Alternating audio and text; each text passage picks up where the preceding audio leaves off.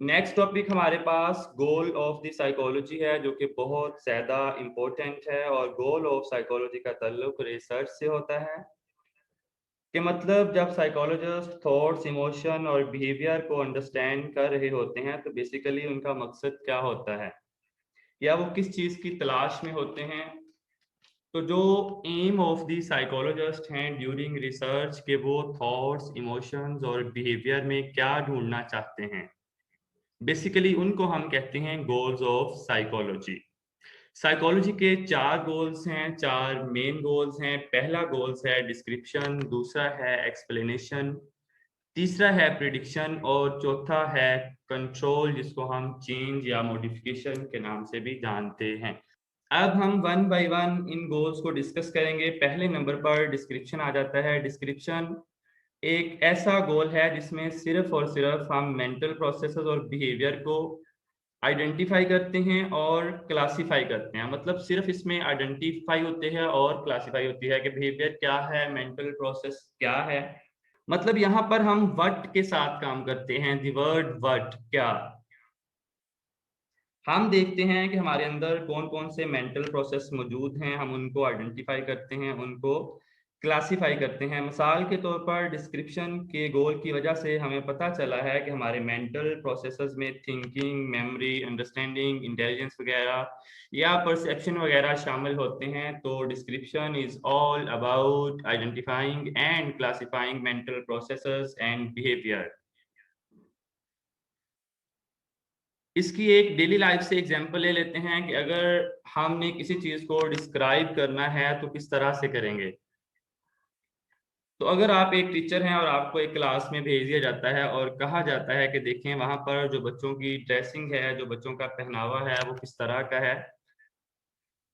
तो अब क्लास में लेट्स सपोज 20 की स्ट्रेंथ है, 20 स्टूडेंट हैं, 15 गर्ल्स हैं, 5 बॉयज हैं। तो अब आप गए हैं, आप देख रहे हैं कि बॉयज की ड्रेसिंग क्या है, लड़कों का पहनावा क्या है और लड़कियों का पहनावा क्या है। अच्छा, जो 15 गर्ल्स हैं उनमें से 5 गर्ल्स ने अबाया पहना हुआ है, उनमें से 7 गर्ल्स ने कैजुअल ड्रेसिंग की हुई है, उनमें से जो 3 हैं वो बहुत ही मॉडर्न ड्रेसिंग करके आई हुई हैं।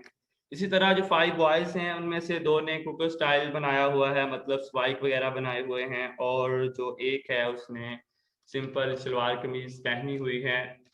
अब आप गए हैं एक सेटिंग में, एक क्लासरूम में, और जाकर आपने ऑब्जर्व किया है। पहले आपने आइडेंटिफाई किया है कि कौन कौन है, उसके बाद क्लासिफाई करके बताया है कि क्लास में 15 बॉयज, 15 गर्ल्स हैं, 5 बॉयज हैं, और 15 गर्ल्स में से जो 5 हैं वो अबाया वाली हैं, 7 कैजुअल ड्रेस में हैं और 3 मॉडर्न ड्रेसिंग करके आई हैं। लड़के 2 जिन्होंने स्पाइक वगैरह बनाए हुए हैं और एक जिसने सलवार कमीज पहनी हुई है। तो आपने यहाँ पर सिर्फ और सिर्फ वर्ड के साथ काम किया है कि क्या हो रहा है या कोई चीज क्या है। आपने ये नहीं जाना कि ऐसा क्यों है। तो जब हम वर्ड के साथ काम कर रहे होते हैं, word of a mental processes, word of a behaviour, तो इसको हम कहते हैं डिस्क्रिप्शन। और जब हम ये तलाश करते हैं कि why of a mental processes, why of a behaviour, ये जो बिहेवियर है वो क्यों है, इसके पीछे कॉजेस कौन से इन्वॉल्व हैं, इसको हम मेंटल प्रोसेसेस कहते हैं। डिस्क्रिप्शन में हम सिर्फ और सिर्फ वर्ड के साथ काम कर रहे होते हैं, word of a mental processes या वर्ड ऑफ अ बिहेवियर। और जो एक्सप्लेनेशन है उसमें हम ये तलाश करते हैं कि why of a mental processes या वाई ऑफ आ बिहेवियर, ये जो बिहेवियर है वो क्यों है, इसके पीछे जो काजेस हैं वो क्या हैं। हम करते हैं why of a mental process या वाई ऑफ अ बिहेवियर के जो बिहेवियर है वो क्यों है, इसके पीछे कॉजेस कौन से इन्वॉल्व हैं, इस मेंटल प्रोसेसेस के पीछे जो अंडरलाइन कॉजेस हैं कौन कौन से हो सकते हैं, या रीजन तलाश करने की कोशिश करते हैं। तो इसको हम कहते हैं एक्सप्लेनेशन।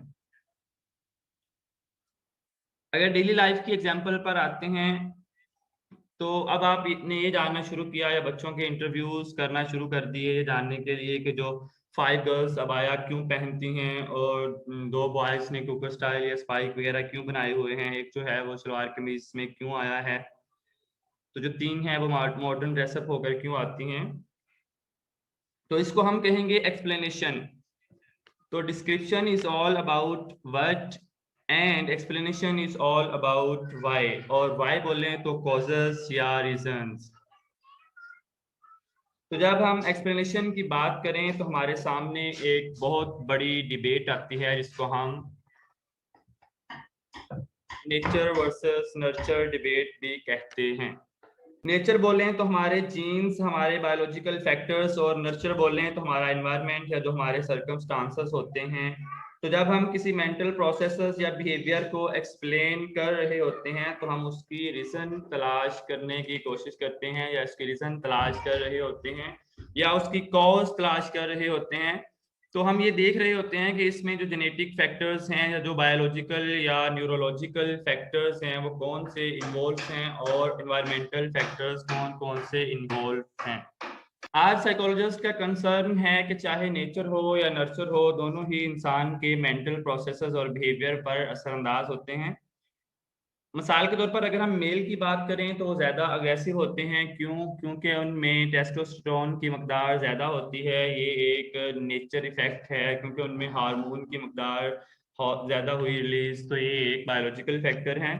लेकिन वो वाली फीमेल्स जो कि वीडियो गेम्स खेलती हैं, वायलेंट मूवीज देखती हैं या एक्शन मूवीज देखती हैं, उनमें भी अग्रेशन मर्दों जैसा हो सकता है। तो वहां पर एनवायरमेंटल फैक्टर आ गया। ऑल्दो बायोलॉजिकली फीमेल जो हैं अग्रेसिव नहीं होती, लेकिन कुछ एनवायरमेंटल या सोशल फैक्टर की वजह से हो सकती हैं।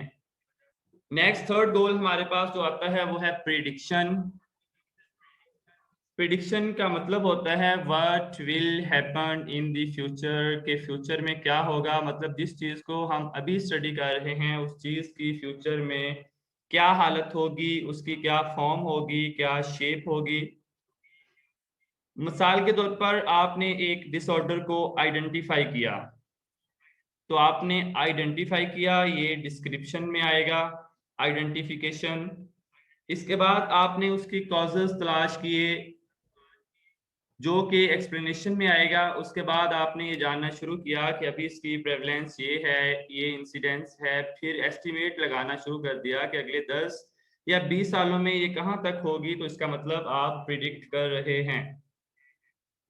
और डेली लाइफ में आ जाएं कि जब आपने बच्चों के पहनावे का कॉज या कॉजेस तलाश कर लिए, तो इसके बाद आप प्रिडिक्ट कर रहे हैं कि जो मॉडर्न ड्रेसअप होकर आती हैं उनके फ्यूचर में क्या हालात होंगे, और जो अबाया पहनकर आती हैं, जो अबाया करके आती हैं, उनके क्या होंगे, कैजुअल ड्रेस वालों के क्या हालात होंगे, और सलवार कमीज के फ्यूचर में क्या हालात होंगे। आप प्रिडिक्ट कर रहे हैं, पेशीन गोई कर रहे हैं। तो ये प्रिडिक्शन में आता है, और जो कि साइकोलॉजी का थर्ड गोल है। नेक्स्ट हमारे पास फोर्थ गोल्स ऑफ साइकोलॉजी आता है, जो कि चेंज है, जिसको कंट्रोल और मॉडिफिकेशन के नाम से भी जाना जाता है। तो अगर आपसे पूछ लिया जाए कि इंटरवेंशन या ट्रीटमेंट में साइकोलॉजी का कौन सा गोल इस्तेमाल होता है, कौन सा गोल इन्वॉल्व होता है, तो वो चेंज, कंट्रोल या मॉडिफिकेशन होता है। आगे हम प्योर साइकोलॉजी और अप्लाइड साइकोलॉजी में डिफरेंस पढ़ेंगे। तो पूछा जाएगा कि अप्लाइड साइकोलॉजी का सिग्निफिकेंट गोल कौन सा है, तो वो चेंज, मॉडिफिकेशन या कंट्रोल होता है। अगर हम इन शॉर्ट देखें तो डिस्क्रिप्शन व्हाट के साथ काम करती है, एक्सप्लेनेशन व्हाई के साथ काम करती है, प्रिडिक्शन ये देखती है कि what will happen, when will it happen again predict करती है, या पेशन गोई करती है, और जो चेंज है वो मॉडिफिकेशन लेकर आती है।